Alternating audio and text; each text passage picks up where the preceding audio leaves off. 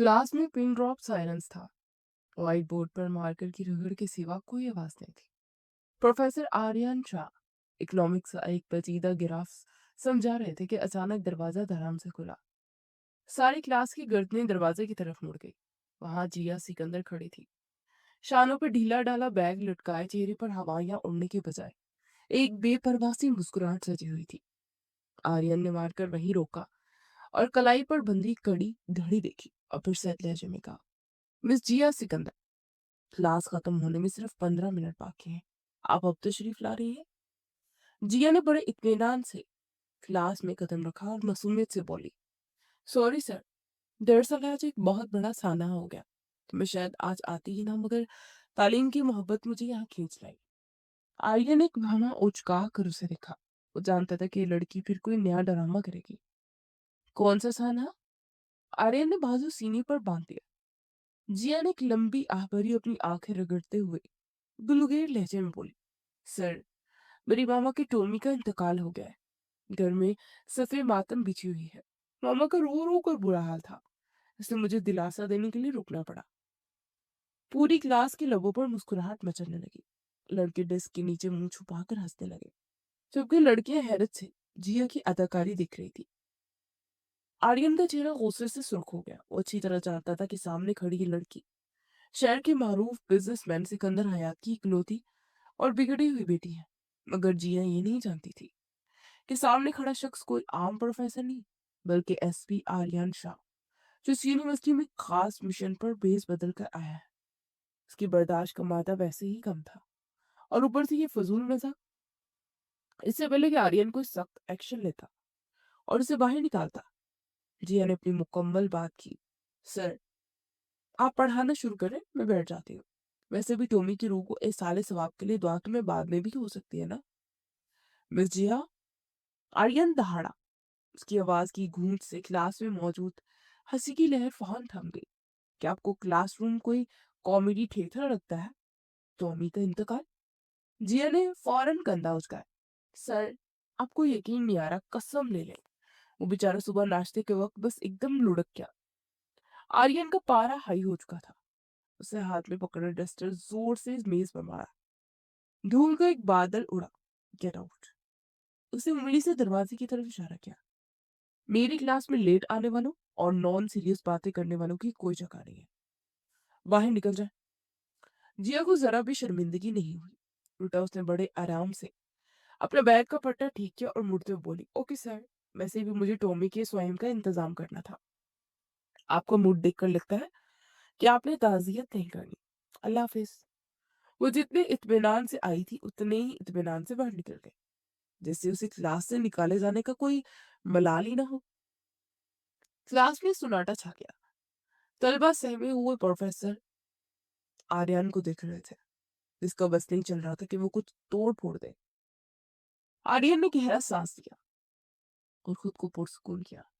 उसे अपना कवर बरकरार रखना था। वो यहाँ तलबा से लड़ने नहीं, बल्कि यूनिवर्सिटी में फैले ड्रग्स माफिया के नेटवर्क को तोड़ने आया था। 28 साल आर्यन शाह, जो पुलिस डिपार्टमेंट का सबसे निडर और जहीन ऑफिसर माना जाता था, आज एक 20 साल लड़की के हाथों जिद हो गया था।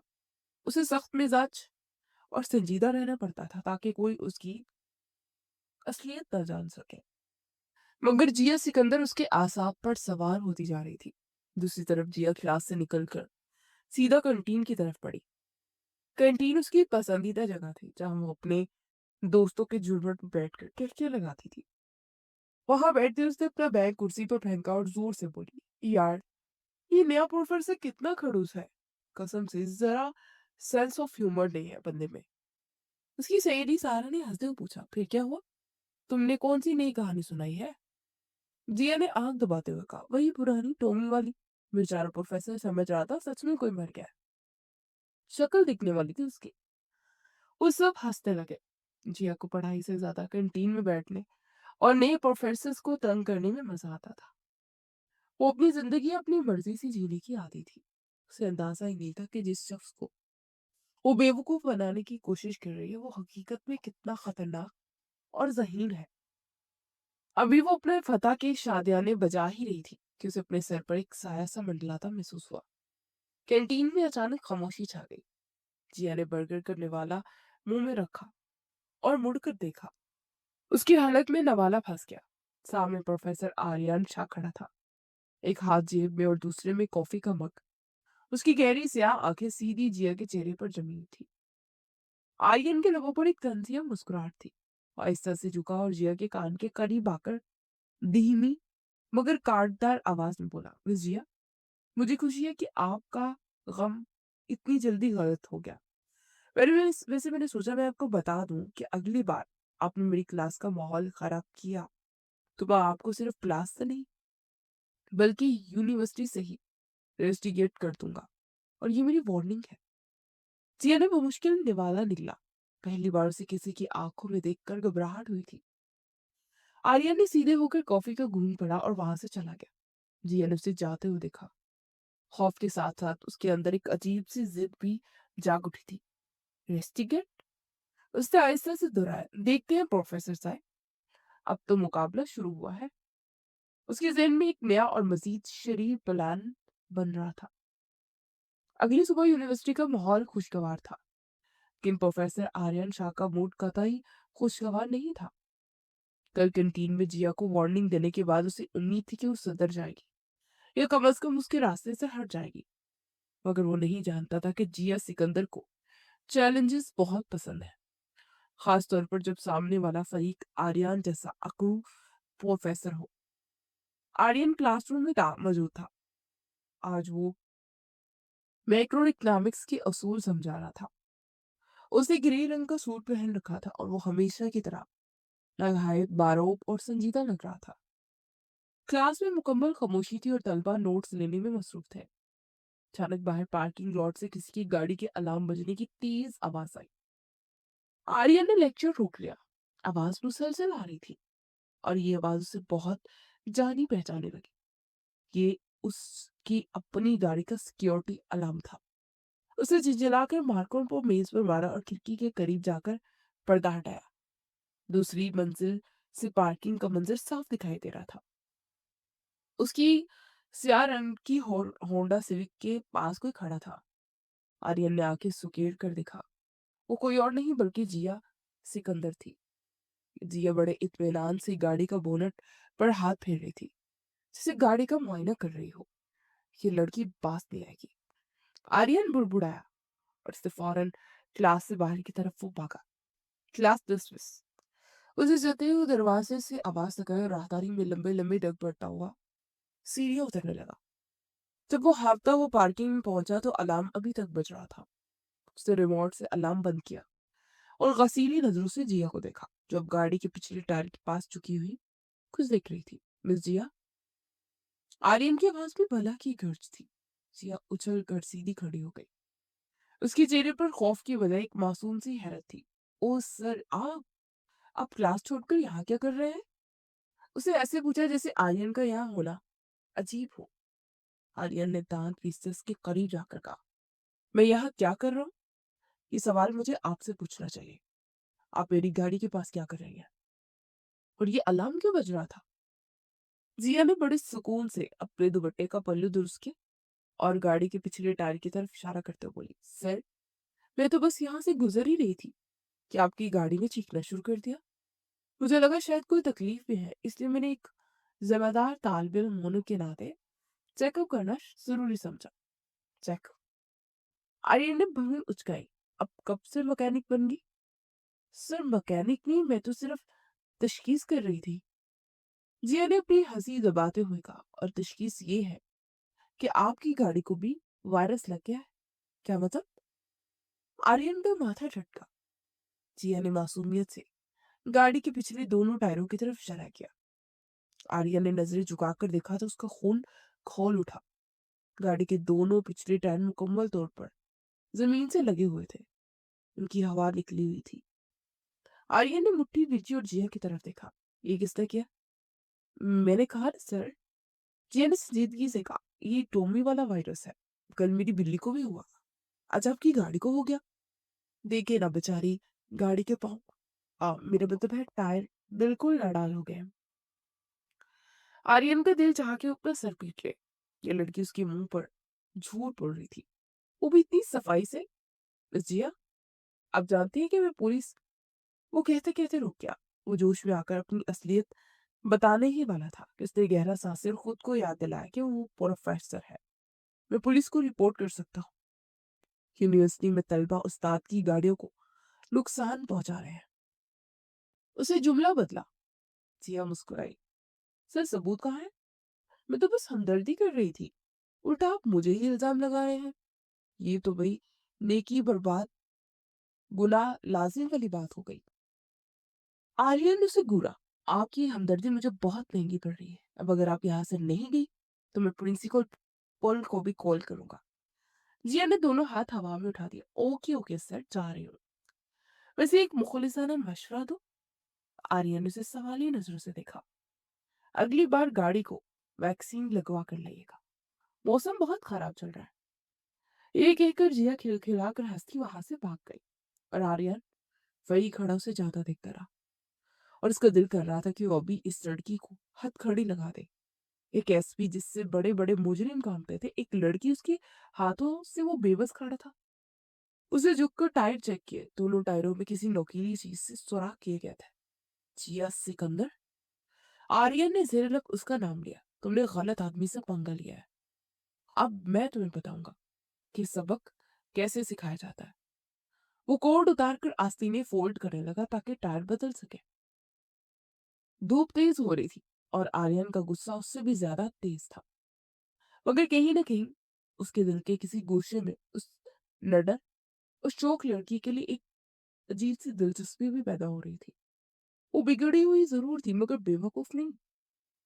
आर्यन ने जैक निकालते हुए सोचा, अब उसे जिया पर भी नजर रखनी होगी। मिशन के साथ साथ ये भी एक नया बहास खुल गया था।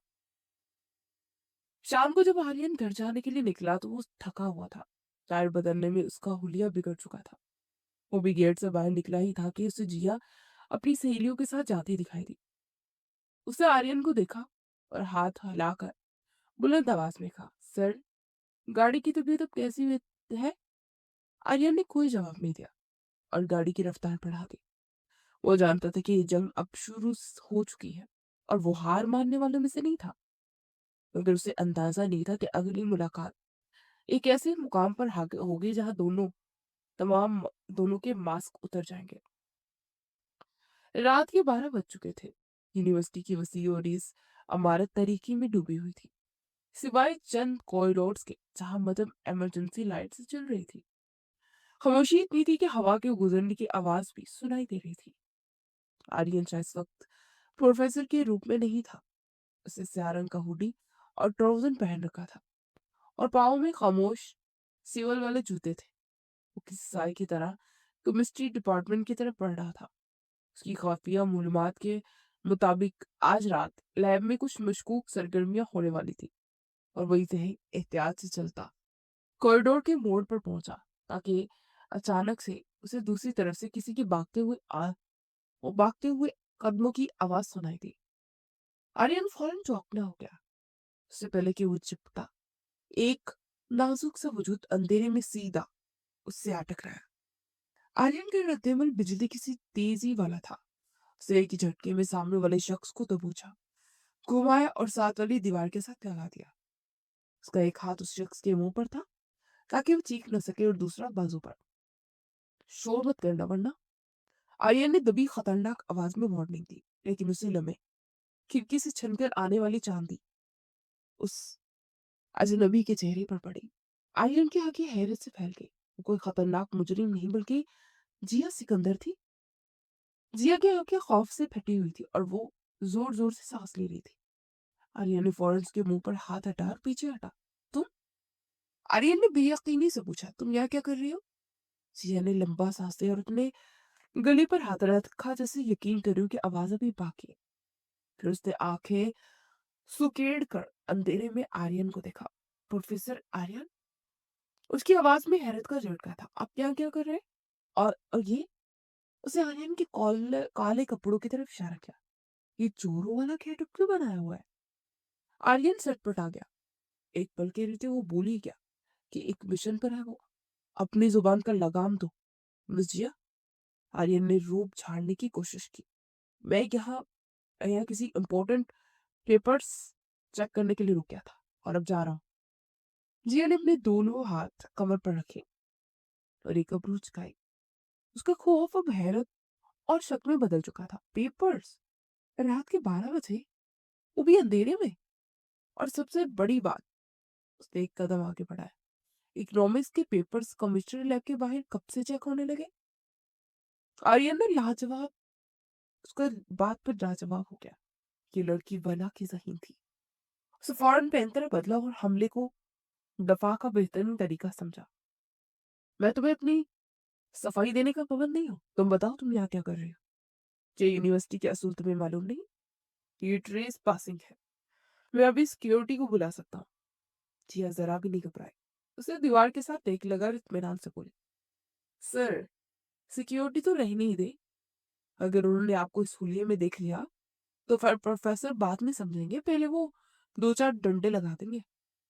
आर्यन ने दांत पीसे। तुम्हारी बदतमीजी हद से बढ़ रही है। सीधा जवाब तो यहाँ क्यों आई थी? ओहो सर। जिया ने बैग से कुछ रंग बिरंगे रिबन निकाल कर दिखाए। मेरी बेस्ट फ्रेंड की कल बर्थडे है। मैं उसे सरप्राइज देने के लिए क्लासरूम डेकोरेट करने आई थी। चौकीदार चाचा से परमिशन लेकर। मैं कुछ चोरी करने नहीं आई थी आपकी तरह। मैं चोरी नहीं कर रहा। आर्यन ने गुस्से से कहा। और खबरदार जो मेरे बारे में कोई गलत बात की। उस समय दोनों के दरमियान खामोशी छा गई। चांदनी में जिया का चेहरा दमक रहा था।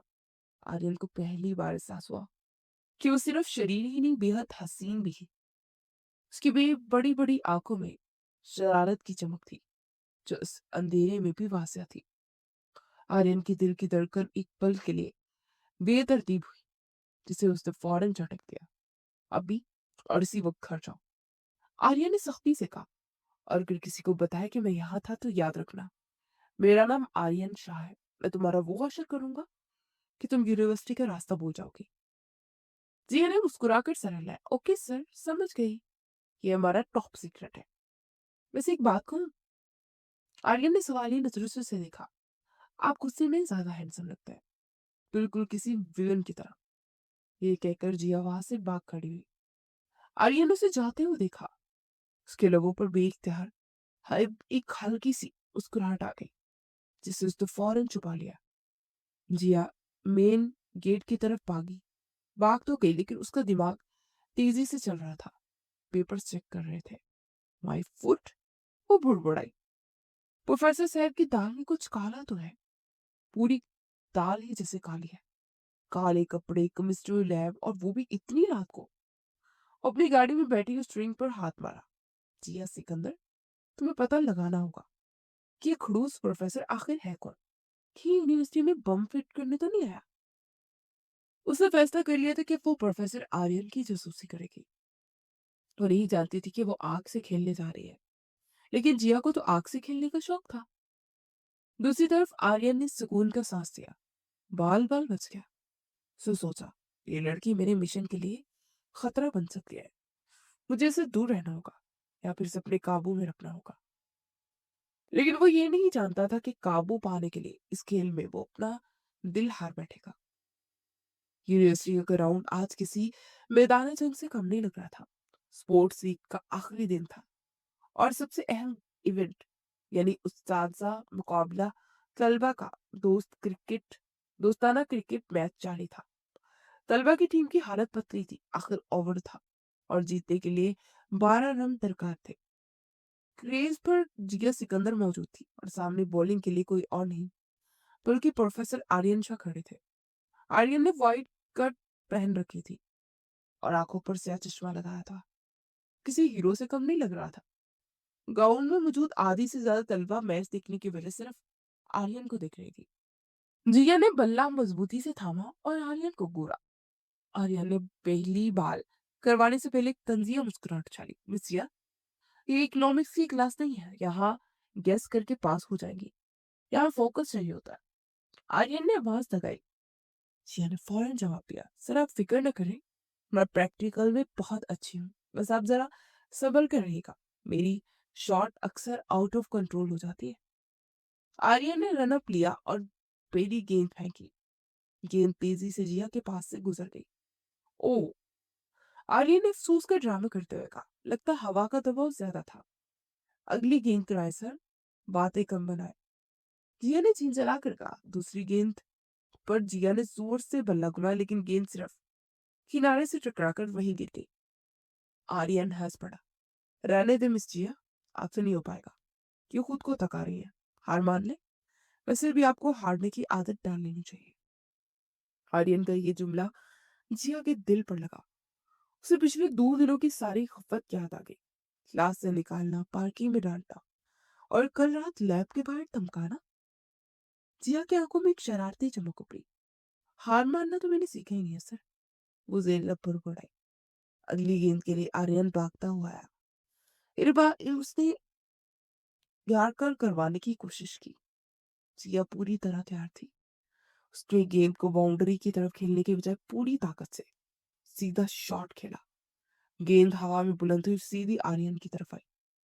आर्यन ने कैच पकड़ने के लिए हाथ उठाया, लेकिन गेंद की रफ्तार इतनी तेज थी कि उसके हाथों को छूती हुई सीधी इसके दाएं कंधे पर जा लगी। आह! आर्यन के मुंह से बेख्तियार चीख निकली और वो कंधा पकड़कर वहीं बैठ गया। पूरे ग्राउंड में सन्नाटा छा गया। एम्पायर और बाकी खिलाड़ी भागते हुए आर्यन की तरफ आए। जिया भी चेहरे पर मसनूई घबराहट सजाए भागती हुई वहां पहुंची। ओह माय गॉड सर, आप ठीक तो है? जिया ने उसके करीब झुकते हुए कहा। उसकी आवाज में फिक्र थी, लेकिन आंखों में बाजिया मुस्कुराहट नाच रही थी। आर्यन ने दर्द से कराहते हुए उसे घूरा। तुमने जानबूझकर मारा है ना? तौबा करें सर। जिया ने कानों को हाथ लगाया। मैं तो शॉट मार रही थी। अब आप बीच में आ गए तो मेरा क्या कसूर? मैंने पहले ही कहा था कि संभल कर रहिएगा। वो मजीद झुकी और सिर्फ आर्यन के कान के करीब होकर सरगोशी की। ये पार्किंग लॉट वाली बेइज्जती का बदला था। अब हिसाब बराबर। आर्यन ने हैरत और गुस्से से उसे देखा। दर्द के बावजूद इस लड़की की हिम्मत पर वो दंग रह गया। तुम बहुत पछताओगे जिया, आर्यन ने दांत पीसते हुए कहा। देखा जाएगा सर। जिया ने मुस्कुराकर सीधी होते बुलंद आवाज में कहा। सॉरी सर, मुझे लगता है कि आपको रिटायर्ड हो जाना चाहिए। सेहत सबसे पहले। आर्यन ने उसकी बात काटते हुए खड़े होने की कोशिश की। मैं बिल्कुल ठीक हूँ। मैच अभी खत्म नहीं हुआ। उसे कंधे को घुमाया। दर्द शदीद था, लेकिन वो जिया के सामने कमजोर पड़ना नहीं चाहता था। अब देखो मैं क्या करता हूँ। आर्यन ने गेंद दोबारा हाथ में ली। उसका चेहरा सुर्ख हो रहा था। अगली 3 गेंदों पर आर्यन ने वो रफ्तार दिखाई कि जिया को गेंद नजर ही ना आई। आखिरी गेंद पर आर्यन ने जिया की मिडल विकेट उड़ा दी। आउट! आर्यन ने जोश में चीख कर कहा और जिया के करीब जाकर रुक गया। जिया ने मुंह बनाया। चलो कोई बात नहीं, मैच तो हार गए, लेकिन उसने मायने में नजरों से आर्यन को कंधे को देखा। निशाने पर तो लगा ना? मैच खत्म होने के बाद सब जैसे मुंतशिर हो रहे थे। आर्यन साइड पर खड़ा आइस बैग से कंधे की टिकोर कर रहा था। उसका दोस्त और साथी प्रोफेसर दानियल उसके पास आया। यार, ये लड़की कौन है? उसने तो आज कमाल कर दिया। तुझे हिट पे क्या, पर तेरी ही बॉलिंग पर आउट होकर मुस्कुरा भी रही थी। आर्यन ने दूर जाती जिया को देखा, जो अपनी सहेलियों के साथ हंस रही थी। ये कोई आम स्टूडेंट नहीं है दानियल, ये मुसीबत है, चलती फिरती मुसीबत। लेकिन आर्यन रुका और एक मदन सी मुस्कुराहट उसके लबों पर आई। इसे हैंडल करना मैं जानता हूँ, इसे नहीं मालूम। तो जिसे मुसीबत कह रहा है ना, वो बहुत जल्द उसकी जिंदगी का सबसे खूबसूरत मसला बनने वाली थी। यूनिवर्सिटी का कैफेटेरिया तलबा के शोर से गूंज रहा था। एक कोने वाली मेज पर जिया अपने दोस्तों सबा और महीन के साथ बैठी बिरयानी के प्लेट से इंसाफ कर रही थी। कल के मैच का किस्सा अभी तक खत्म नहीं था। यार जिया, तुमने तो कमाल ही कर दिया। महीन ने हंसते हुए कहा। तुमने प्रोफेसर आर्यन को वो एक्सप्रेशन देखा था जब बॉल होने लगी? मुझे तो लगा अभी आग उगल देंगे। जिया ने फखर से कॉलर झाड़ने का ड्रामा किया। अरे, वो तो शुक्र करें मैंने रहम खाकर हल्की हीट लगाई थी, वरना प्रोफेसर साहब आज कंधे पर पट्टी बांधे ना अस्पताल में होते। बड़ा रोब है ना इनका। कल सारा रफ ग्राउंड में निकल गया। किसी का रोब निकल गया मिस जिया? अचानक पीछे से एक ठहरी हुई भारी आवाज आई।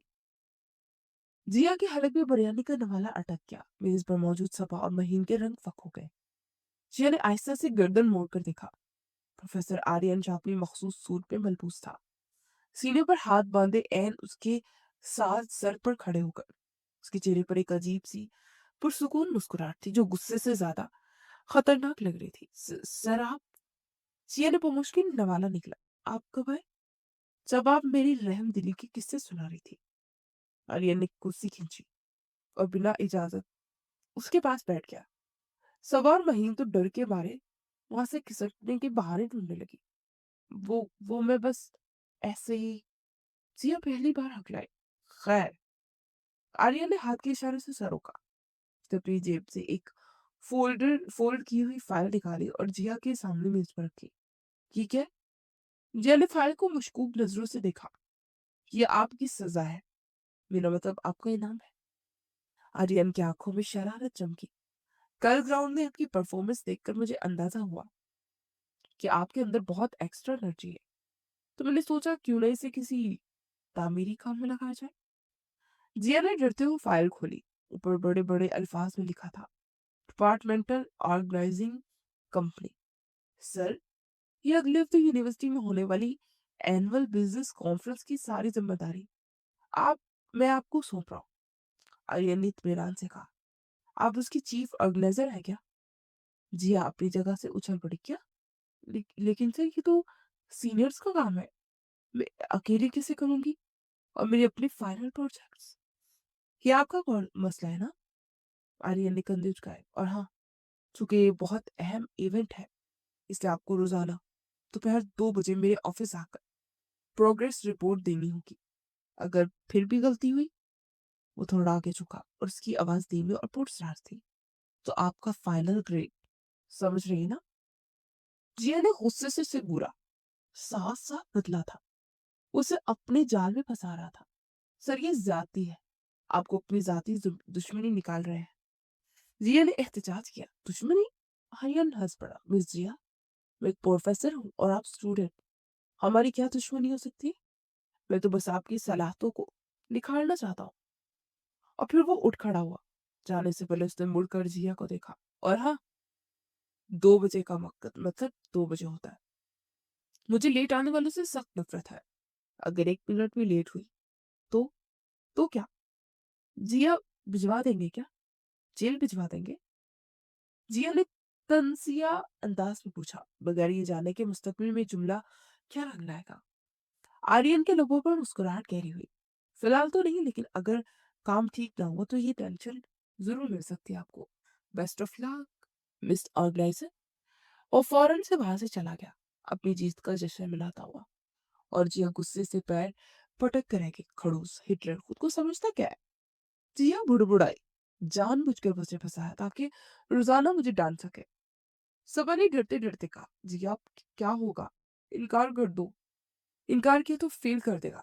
जिया ने फाइल उठाई और अज़म से कहा, कोई बात नहीं बेटा आर्यन शाह। अगर तुम प्रोफेसर हो तो मैं भी जिया सिकंदर हूँ। ऐसा इवेंट ऑर्गेनाइज करूंगी कि तुम्हारी आंखें खुली की खुली रह जाएंगी। अब तुम देखो मैं करती क्या हूँ।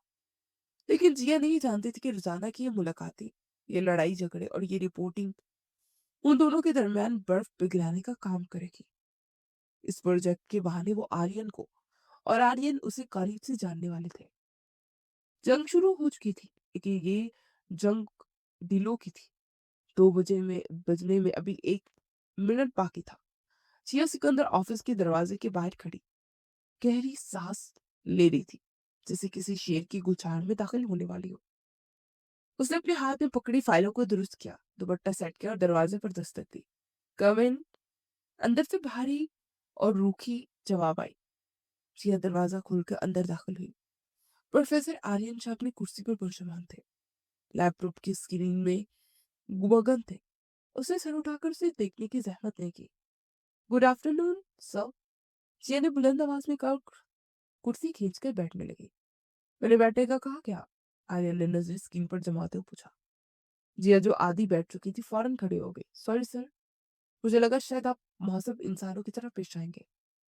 वो जेरी ने बुड़बुड़ाई। कुछ कहा आपने? आर्यन ने ब्रूच चुकाकर उसे देखा। नहीं सर, मैं कह रही थी कि मैं ठीक हूँ। 2 बजे पहुंची हूँ। रिपोर्ट पेश करूं क्या? जिया ने मासूमियत से बात बताई। आर्यन ने कलाई पर घड़ी देखी। 2:30 अब 30 सेकंड लेट है। खैर देखिए, दिखाइए क्या तीर मारा आपने। जिया ने ताक पीसते हुए फाइल उसके सामने रखी।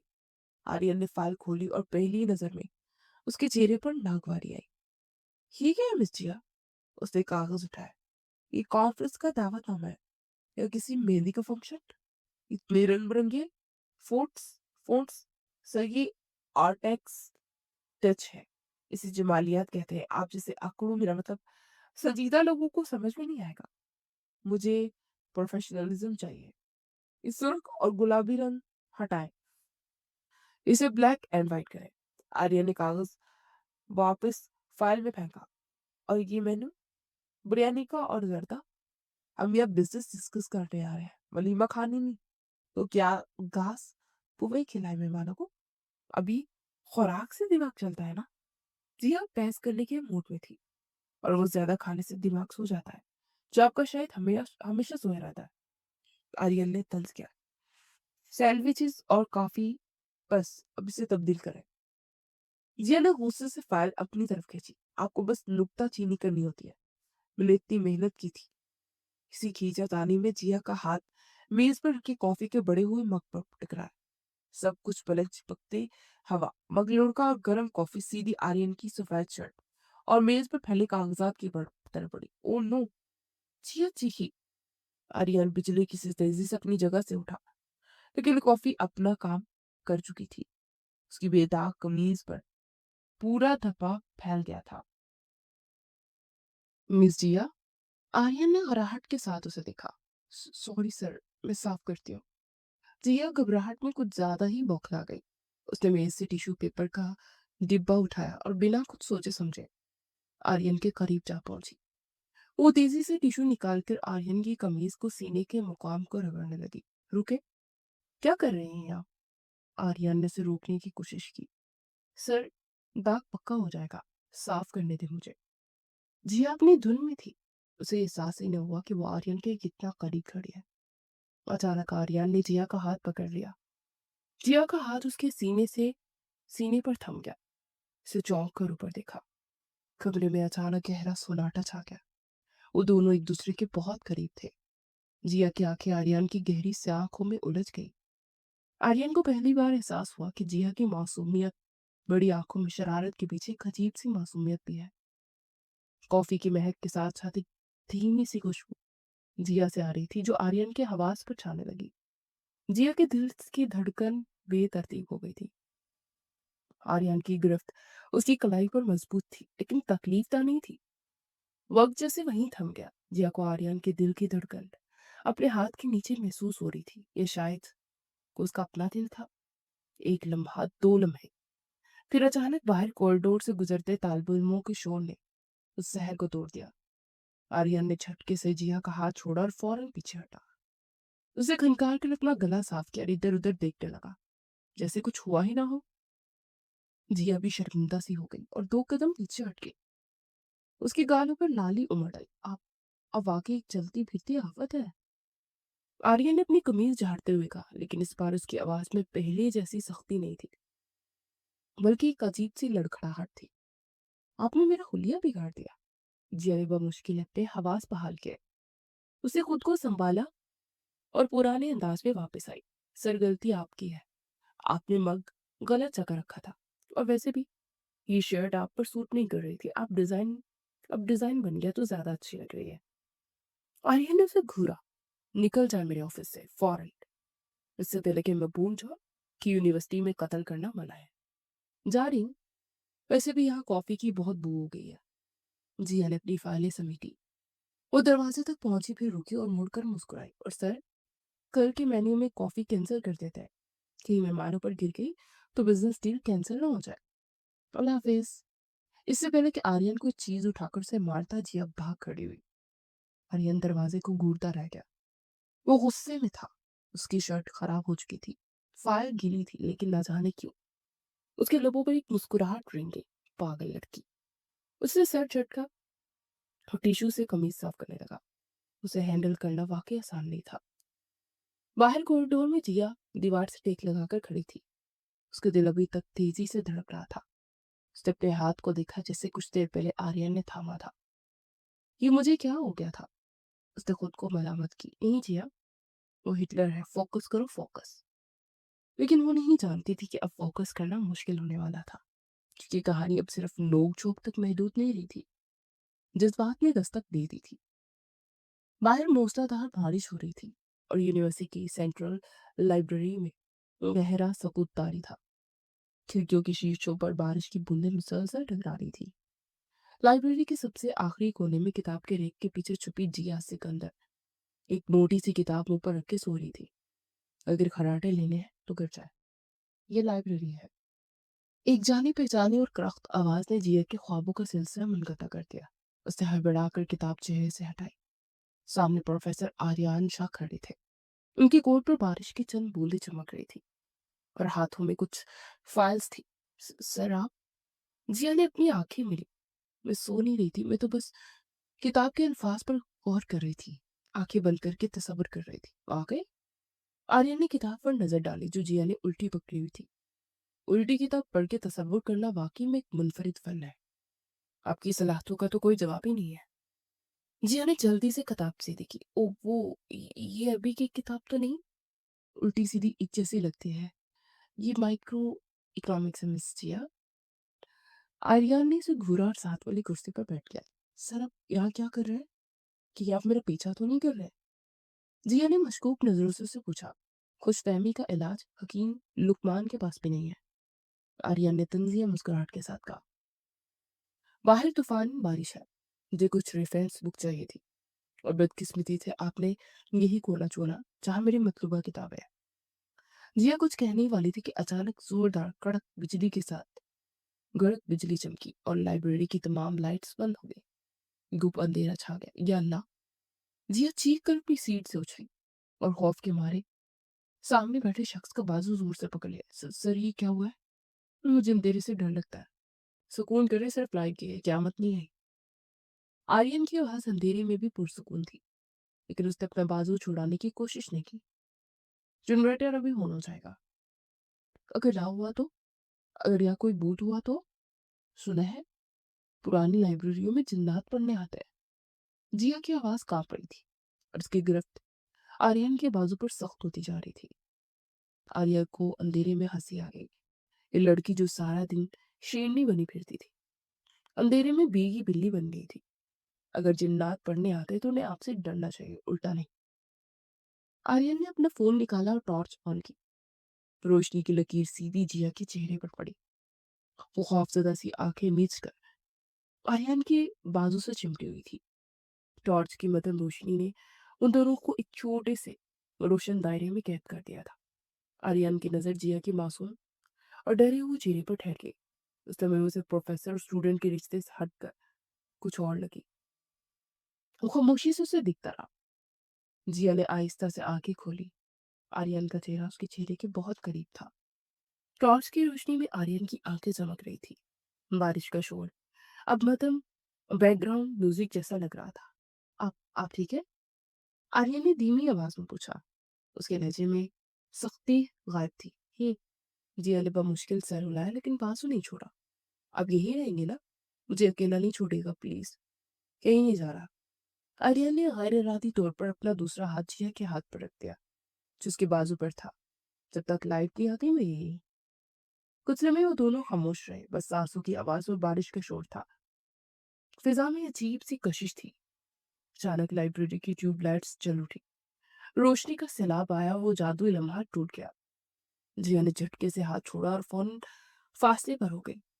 आर्या ने भी खनकार कर गला साफ किया, फोन जेब में रख लिया। खैर, आर्या ने टाई दुरुस्त की, लाइट आ गई है और बारिश भी रुक गई है। जिया ने शर्मिंदगी छुपाने के लिए इधर उधर देखा। हाँ, वो मैं जा रही थी, मुझे देर हो रही है। वो तेजी से अपना बैग उठाकर जाने लगी। मिस जिया, आर्यन ने उसे पुकारा। जिया रुकी। दिल की धड़कन तेज थी। जी सर। बाहर कीचड़ है, अगर गिर गई तो फिर अस्पताल ले जाना पड़ेगा। मेरा ड्राइवर गाड़ी लेकर आया है, मैं आपको ड्रॉप कर दूंगा। आर्यन ने संजीदगी से कहा, लेकिन आंखों में शरारत थी। वैसे भी आप जैसे डरपोक लोगों को अकेले नहीं जाना चाहिए। मैं डरपोक नहीं हूँ। जिया ने फौरन पलटकर जवाब दिया। वो तो बस अचानक लेरा हुआ तो। जी जी समझ गया। चले बहस मत करें। आर्यन चल पड़ा। जिया ने मुंह बनाया और उसके पीछे चल दी। जब वो सीढ़ियां उतर रहे थे तो जिया ने आहिस्ता से कहा, सर वैसे आपने सच कहा था। किस बारे में? आर्यन ने मुड़कर देखा। जिन्नात वाली बात। अगर कोई जिन आ भी गया तो आपको देखकर भाग जाएगा। सोचेगा ये तो मुझसे भी बड़ा है। आर्यन हंस पड़ा। उसने सर हिलाया। गाड़ी में बैठने से पहले दुआ मांग ले कि मैं आपको रास्ते में ही न उतार दूं। जिया भी मुस्कुरा दी। गाड़ी की तरफ बढ़ते दोनों के दरमियान फासला कम हो चुका था। अब वो सिर्फ उस्ताद और शागिर्द नहीं थे, बल्कि एक अनकही दोस्ती की शुरुआत हो चुकी थी। लेकिन जिया को नहीं मालूम था कि ये लिफ्ट उसे किस मुश्किल में डाल देगी, क्योंकि गाड़ी में एक और शख्स उसका इंतजार कर रहा था। गाड़ी में अजीब सी खामोशी थी। बाहर की दुनिया बारिश से धुली थी, लेकिन गाड़ी के अंदर का माहौल किसी सर्द खाने से कम नहीं था। आर्यन ड्राइविंग पर तवज्जो मरकूज किए हुए था, जबकि जिया बार बार कनखियों से उसे देख रही थी। सर, जिया ने से आखिरकार रहा ना गया कि आपकी गाड़ी में म्यूजिक सिस्टम सिर्फ सजावट के लिए ही ये चलता भी है। आर्यन ने उसे सरसरी नजर देखी। एक गाड़ी है जिसको क्लब नहीं है, और मुझे ड्राइविंग के दौरान शोर पसंद नहीं है। शोर? सर इसे म्यूजिक कहते हैं। आपकी जिंदगी इतनी बोरिंग क्यों है? मतलब कभी तो आपके चेहरे पर ये 12 बजने वाले तासुरात बदलने चाहिए ना। जिया ने आहिस्ता से कहा, लेकिन आर्यन ने सुन लिया। अगर आप मजीद बोली तो मैं आपको यहीं सड़क किनारे उतार दूंगा। आर्यन ने धमकी दी। अच्छा अच्छा चुप हो गई। हिटलर। जिया ने मुंह बसोरा और खिड़की से बाहर देखने लगी। अचानक आर्यन ने गाड़ी एक शॉपिंग मॉल की तरफ मोड़ दी। सर ये मेरा घर नहीं है। जिया सीधी होकर बैठी। आप मुझे कहाँ लेकर जा रहे हैं? देखिए सर, अगर आपको मुझसे बदला लेना है तो असाइनमेंट दे दे कि डैम मत करे। मेरे घर वाले गरीब है, तवाल नहीं दे सकेंगे। आर्यन ने गाड़ी पार्किंग में रोकी और गहरी सांस ली। खुदा का खौफ करे मिस जिया। मैं अपनी वालदा को पिक करने आया हूँ। वो शॉपिंग के लिए आई थी और ड्राइवर छुट्टी पर है। वो बिजली वाली सीट पर बैठेंगी, आप खामोशी से बैठी रहे। समझी? ओ अम्मी जी। जिया ने फौरन दुपट्टा दुरुस्त किया। आपने पहले क्यों नहीं बताया? हाय अल्लाह, मैं कैसी लग रही हूँ? बाल तो नहीं बिखरे हुए? आपका रिश्ता तय करने नहीं कोई लाया है। बस खामोश रहिएगा। आर्यन ने सख्त लहजे में तनबीह की थी कि पिछला दरवाजा खुला और एक खुश शक्ल और बावकार खातून, जिनके चेहरे पर शफकत थी, गाड़ी में बैठी। ये आर्यन की वालदा बेगम सलमा थी। अस्सलाम वालेकुम बेटा, बहुत इंतजार करवाया तुमने। सलमा बेगम ने बैठते हुए कहा। फिर उनकी नजर फ्रंट सीट पर बैठी जिया पर पड़ी। वो चौंकी। अरे ये प्यारी सी गुड़िया कौन है? जिया ने फौरन मुड़कर मुस्कुराहट के साथ सलाम किया। वालेकुम सलाम आंटी। मैं जिया सिकंदर हूँ, सर की स्टूडेंट और आरजी पीए।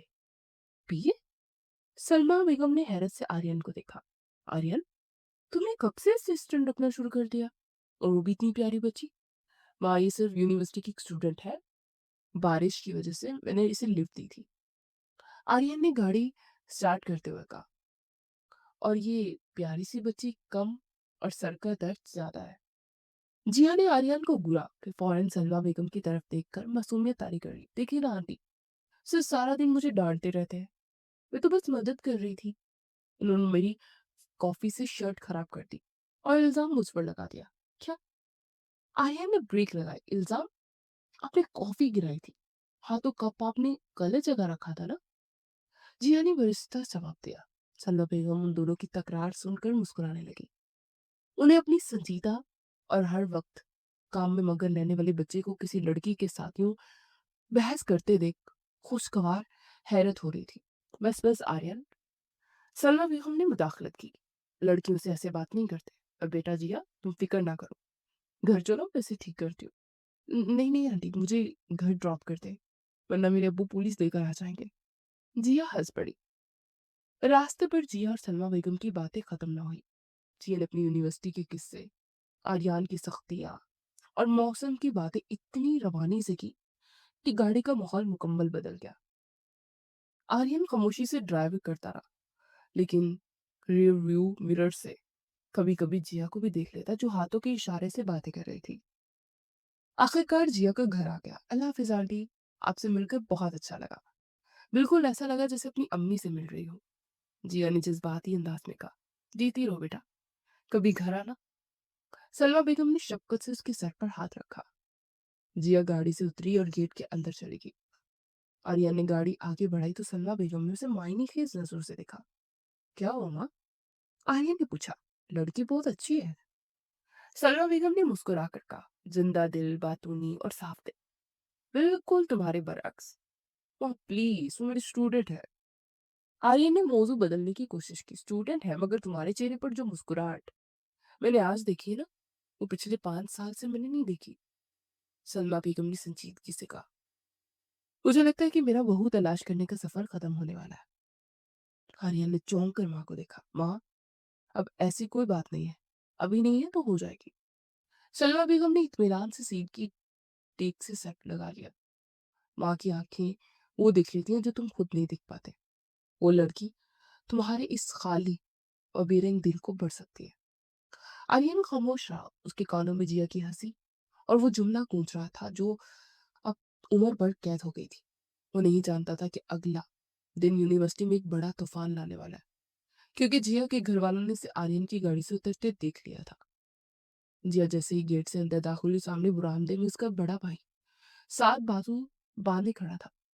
उसके चेहरे पर हवाइयां उड़ रही थी। खैरियत? ऐसे क्यों खड़े हो जैसे बॉर्डर पर पहरा दे रहे हो? जिया ने मुस्कुराने की कोशिश की, हालांकि दिल धक धक कर रहा था। वो गाड़ी किसकी थी? साद ने स्पार्ट लहजे में कहा। और वो लड़का कौन था जो ड्राइव कर रहा था? भाई, वो मेरे प्रोफेसर थे, सर आर्यन। जिया ने जल्दी से सफाई दी। बारिश बहुत तेज थी, उन्होंने लिफ्ट ऑफर की तो प्रोफेसर। साद ने तंजिया हंसी हंसी। इतनी महंगी गाड़ी और इतना जवान प्रोफेसर। जिया, हम शरीफ लोग हैं, मोहल्ले वाले देखेंगे तो क्या कहेंगे? आइंदा अगर तुम इस गाड़ी में नजर आई तो टांगे तोड़ दूंगा तुम्हारी। जिया की आंखों में आंसू आ गए। भाई, अब शक कर रहे हैं? साथ में उसकी वालदा भी थी। बस जाओ अंदर। साद ने उसकी बात काटी। जिया रोती हुई अपने घर में भाग गई। अगला दिन जिया के लिए बहुत भारी था। उसने यूनिवर्सिटी से छुट्टी कर ली। घर का माहौल बहुत तनाव वाला था।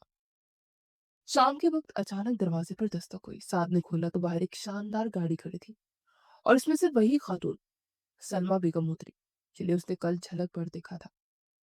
उनके साथ आर्यन भी था, जो इंतहाई संजीदा लेकिन पुरवकार लग रहा था। ड्राइंग रूम में जिया के वालिदैन, साद और मेहमान बैठे थे। जिया किचन में कान लगाकर सब सुन रही थी। देखे भाई साहब, सलमा बेगम ने इंतहाई शाइस्तगी से बात शुरू की। कल मेरे बेटे ने आपकी बेटी को घर ड्रॉप किया था। शायद आप लोगों को बुरा लगा हो। मैं इसी गलत फहमी को दूर करने आई हूँ। आर्यन इसका टीचर है और कल मैं भी गाड़ी में मौजूद थी। जिया के वालिद सिकंदर साहब भी शर्मिंदगी से सर झुका लिया। नहीं बहन जी, हमें अपनी बच्ची पर पूरा भरोसा है, बस जमाना खराब है। मैं समझती हूँ।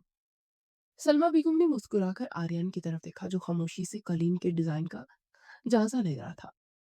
दरअसल आपकी बेटी मुझे पहली नजर में ही भा गई थी। इतनी सुलझी हुई बात अब और जिंदा दिल बची है। मैं बातें घुमा फिरा कर नहीं करूंगी। मैं अपने बेटे आर्यन के लिए जिया का हाथ मांगने आई हूँ। किचन में खड़ी जिया के हाथ से चम्मच गिर गया। नहीं। ड्राइंग रूम में भी सन्नाटा छा गया। साथ और सिकंदर साहिब हैरत से एक दूसरे को देखने लगे। मगर आर्यन साहब तो प्रोफेसर है और जिया नालायक, मेरा मतलब स्टूडेंट है।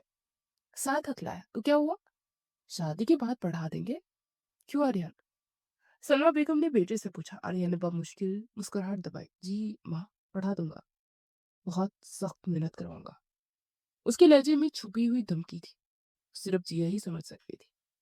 सिकंदर साहब ने मुस्कुराकर हामी भर ली। अगर बच्ची राजी है तो हमें कोई इतराज नहीं। जिया बेटा, चाय ले आओ। वायजा ने आवाज दी। जिया के पैरों में जैसे जान ही नहीं बची थी। वो कांपते हाथों से ट्रे उठाकर ड्राइंग रूम में दाखिल हुई। उसने शलवार कमीज पहन रखी थी और दुपट्टा अच्छे से ओढ़ा हुआ था। नजरें झुकी हुई थी, लेकिन उसे महसूस हो रहा था कि दो तेज आंखें उसका एक्सरे कर रही है। वो सबको जायजा देने के बाद आर्यन के सामने पहुंची। कप प्लेट में ऐसे बज रहा था जैसे जलजला आया हो। कड़ कड़ कड़। आर्या ने कप उठाने के लिए हाथ बढ़ाया और जिया के झुके हुए चेहरे को देखकर सरगोशी की। मिस जिया, अगर ये गर्म चाय मेरे कपड़ों पर गिरी तो असाइनमेंट डबल हो जाएगी। जिया ने झटके से सर उठाया। आर्यन की आंखों में वही पुरानी शरारत थी। और हाँ, आर्यन ने चाय का घूंट भरा और सबकी नजरों से बचाकर धीमी आवाज में कहा, अब बचकर कहाँ जाएंगे आप? अब तो रोजाना हाजिरी लगेगी। जिया का चेहरा सुर्ख हो गया। वो जल्दी से ट्रॉली लिए भाग गई। बनो ने वहीं बैठकर फैसला कर लिया, क्योंकि आर्यन के सेमेस्टर ब्रेक चल रहे थे और जिया के फाइनल्स में अभी 2 हफ्ते थे। इसलिए फैसला हो कि निकाह इसी हफ्ते सादगी से कर दिया जाएगा। और उसी फाइनल्स के बाद बारात को जिया अपने कमरे में बैठी थी कि उसका फोन बज उठा। एक अनजान नंबर था। हेलो, कल सुबह 8 बजे, अगर 1 मिनट भी लेट हुई तो शादी कैंसिल समझे। दूसरी तरफ वही रोबदार आवाज थी। जिया के होंठों पर मुस्कुराहट फैल गई।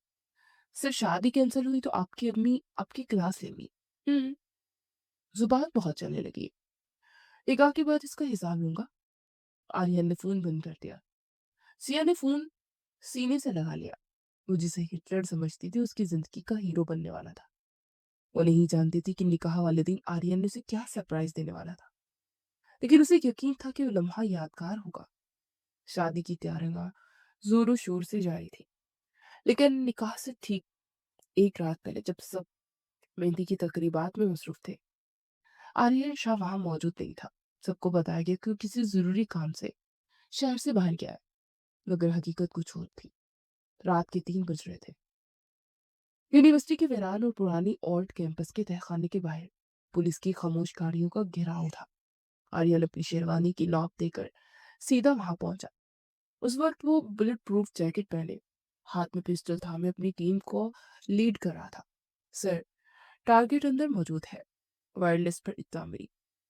आर्यन ने सर हिलाया, दरवाजे को ठोकर मारकर खोला। पुलिस अपनी जगह पर रुक जाए। अंदर मौजूद ड्रग्स माफिया के करांदे, जो कि यूनिवर्सिटी सप्लाई के लिए पैकेट्स तैयार कर रहे थे, हक्का बक्का रह गया। उनमें यूनिवर्सिटी का हेड क्लर्क भी शामिल था, जिस नेटवर्क का सरगना था। इससे पहले कि वो भागते, आर्यन ने हवा में फायर किया। गोली की गूंज ने तहखाने में मौत का सा सुनाटा तारी कर दिया। तुम्हारा खेल खत्म, मिस्टर आजादी। आर्यन ने हेड क्लर्क को गिरबान से पकड़कर उसे दीवार से लगाया। यूनिवर्सिटी के बच्चों की रगों में जहर घोलने का इंजाम बहुत बुरा होता है। एसपी आर्यन शाह जिसके पीछे पड़ जाए तो उसे पताल से भी ढूंढ निकालता है। मुजरिमों को हथकड़ियां लगाएगी। आर्यन ने इत्मीनान का सांस लिया। महीनों की मेहनत रंग लाई। यूनिवर्सिटी अब उस गंदगी से पाक थी। उसने कलाई पर बंदी घड़ी देखी। सुबह के 4 बज रहे थे। चंद घंटों बाद उसका निकाह था। इंस्पेक्टर, इन्हें थाने ले जाए और एफआईआर काटे। मेरी तरफ से केस क्लोज्ड। आर्यन ने अपनी गन होल्स्टर में वापस रखी। मुझे अब जाना होगा। आज जिंदगी का एक अहम और मार्का सरगना है। सर, कौन सा मार्का? इंस्पेक्टर ने हैरत से पूछा। आर्यन के लबों पर थकी हुई मगर पुरसुकून मुस्कुराहट थी। शादी है मेरी सुबह, और दुल्हन वो है जिसे संभालना इन मुजरिमों को संभालने से ज्यादा मुश्किल है। वो जीप में बैठकर रवाना हो गया, एक मुश्किल मिशन मुकम्मल करके दूसरे खूबसूरत सफर की तरफ शुरुआत करने के लिए। आखिरकार वो दिन आ ही गया जब जिया को हमेशा के लिए आर्यन की कैद में जाना था। शादी हाल रोशनियों और रंगों से नहाया हुआ था। और फिजा में ताजा गुलाब और मोती के फूलों की भीनी भीनी खुशबू रची थी। मेहमानों की आमद का सिलसिला जारी था और हर चेहरे पर खुशी की चमक नुमाया थी।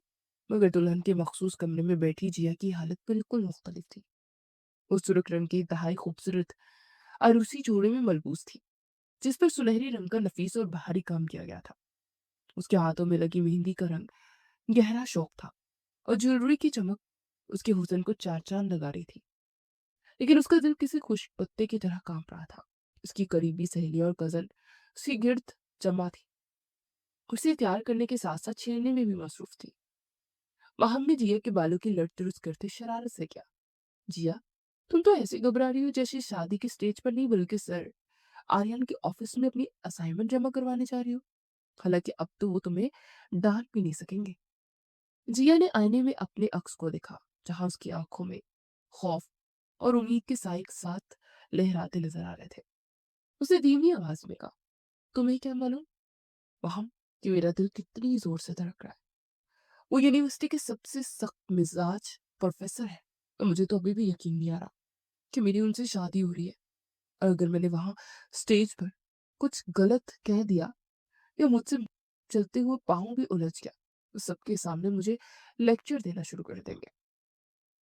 कमरे में मौजूद तमाम लड़कियां उसकी इस मासूमाना बात पर हंस पड़े। सबा ने हंसते हुए कहा, अरे पागल लड़की, अब वो तुम्हारे टीचर नहीं बल्कि शौहर बन गए। शौहर अपनी बीवियों को लेक्चर नहीं देते बल्कि उनकी नखरे उठाते हैं। इसी असना में बाहर से डोल की थाप और शहनाइयों की आवाज गूंजी, जिसका मतलब था कि बारात आ चुकी थी। जिया का दिल एक लम्हे को थमसा गया। उसकी वालदा कमरे में दाखिल हुई और अपतीता नजरों से साथ आकर बैठकर जिया का माथा चूमा और ढेरों दुआएं दी। कुछ ही देर बाद निकाह का पुरवकार मरहला शुरू हुआ। हॉल में मुकम्मल खामोशी छा गई। जब निकाह ख्वाह ने जिया से इजाजत तलब की तो उसने उस वक्त हाल में सुई गिरने की सी आवाज सुनी जा सकती थी। जिया ने अपने लड़ते लबों को बमुश्किल हरकत दी और धीमी और पुख्ता आवाज में कबूल है कहा। मुझे इस इकरार के साथ ही वो जिया सिकंदर से मिसेस आर्यन बन गई थी। मुबारक बातों का शोर बुलंद हुआ और जिया को गले लगा लिया गया। रक्सती के बाद जब उसे हॉल में लाया गया तो उसकी नजरें झुकी हुई थी। वो अपनी सहेलियों के इशारे में आहिस्ता आहिस्ता स्टेज की तरफ बढ़ रही थी।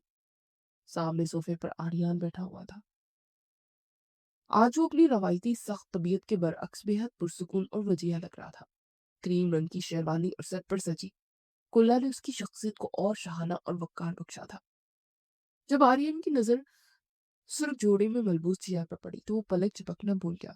क्लास में हमेशा शरारतें करने वाली वो लड़की आज उसे दुनिया की सबसे हसीन लड़की लग रही थी। छह धड़कते दिल के साथ आर्यन के पहलू में बैठ गई। स्टेज पर मेहमानों का रश लग गया। हर कोई नीचे रुक जोड़े को देखने और तस्वीरें बनाने के लिए बेचैन था। फोटोग्राफर्स मुसलसल कैमरों के फ्लैश चमका रहे थे। इसी दौरान दूध पिलाई की रस्म के साथ जिया की सहेली और बहनें दूध का गिलास लेकर आ गई। वाहन ने शरारती अंदाज में गिलास आर्यन की तरफ बढ़ाते हुए कहा, सर ये दूध बीजिए में पीजिए, मगर याद रखे कि इस गिलास की कीमत बहुत भारी है। हमें उस्ताद के लिहाज का कोई पास नहीं है। हम पूरे पैसे वसूल करेंगे। आर्यन ने एक दिलकश मुस्कुराहट के साथ उनकी तरफ देखा और अपनी जेब से भरा हुआ पर्स निकालकर महम के हाथ में थमा दिया। उसने बावकार अंदाज में कहा, मैं जानता हूँ जिया की टीम भी इसी तरह की जिद्दी होगी, इसलिए मैं पूरी तैयारी के साथ आया हूँ। ये रखो अपना नेक और खबरदार अगर मेरी बेगम को मेरे खिलाफ कोई उल्टी सीधी पट्टी पड़ाई तो। आर्यन के इस जुमले पर सब खिलखिला कर हंस पड़े। जिया ने हैरत से आर्यन की तरफ देखा जो आज बिल्कुल मुख्तलिफ मूड में था। उसकी आंखों में सख्ती थी मगर जगह अब नरमी और अपनाई थी। आहिस्ता आहिस्ता मेहमानों का रश कम होने लगा और स्टेज पर सिर्फ घर के खास अफराद रह गए। फोटोग्राफर ने आखिरी चंद बेहतरीन शॉट्स लेने के लिए मुख्तलिफ पोज बनाने का कहा। एक तस्वीर के लिए फोटोग्राफर ने कहा, सर आप प्लीज भाभी के थोड़ा करीब हो जाए और इनकी आंखों में देखें। आर्यन ने जिया की तरफ देखकर कहा। जिया ने घबरा कर नजरें उठाई तो उसका सामना आर्यन की गहरी और शफाफ आंखों से हुआ। उन आंखों में इतनी कशिश थी कि जिया अपनी सारी घबराहट भूल गई। आर्यन ने अपना चेहरा जिया के कान के करीब किया ताकि कैमरे की आंख एक बेहतरीन रोमानवी लम्हा महफूज कर सके। जिया का सांस रुकने लगा। उसे लगा शायद आज आर्यन कोई रोमानी बात करेगा या उसकी खूबसूरती की तारीफ करेगा। आर्यन ने उसकी कान में सरगोशी करते इंतहाई संजीदा मगर शरारती लहजे में कहा, जिया बीबी, आज तो तुम बहुत खुश नजर आ रही हो और सोच रही होगी कि असाइनमेंट से जान छोड़ गई, लेकिन ये बात भूलना मत कि टीचर मैं अब भी। जिया ने चौंक कर उसे देखा। आर्यन ने मुस्कुराते अपनी बात मुकम्मल की और कहा, सुन लो, अब अगर क्लास में लेट हुई तो सीधा जेल जाओगी। ये सुनकर जिया के चेहरे के रंगों की कहकशां बिखर गई। उसे आर्यन का ये अंदाज बहुत प्यारा लगा। उसे अपनी सारी झिझक खत्म करते हुए आर्यन की आंखों में आंखें डाली जहां सिर्फ मोहब्बत का समंदर मौजूद था। जिया ने मुस्कुराते उसी अंदाज में सरकोशी की और जवाब दिया, जेल नहीं सर, अब तो उम्र कैद होगी, वो भी आपके दिल में।